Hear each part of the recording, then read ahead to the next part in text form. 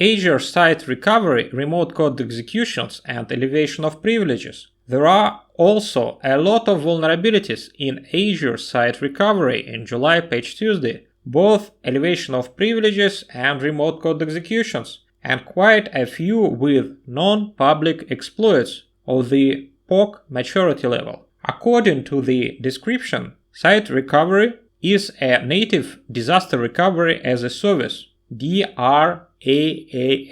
It would seem that this should be patched by Microsoft themselves, but in fact, there is a Microsoft Azure Site Recovery suite installed on the hosts, and at least some of the vulnerabilities were found in it.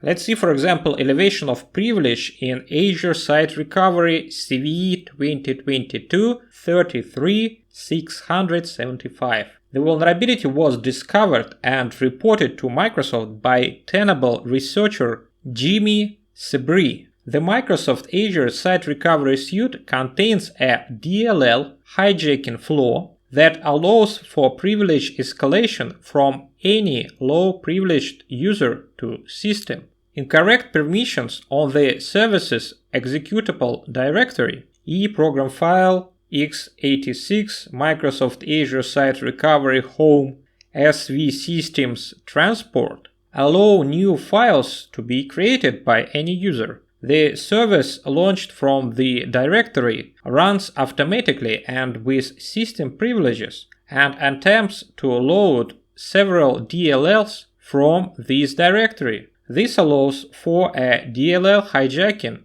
planting attack with several libraries that are attempted to be loaded from this location when the service is launched. Existing deployments should ensure that the Microsoft supplied patches have been appropriately applied.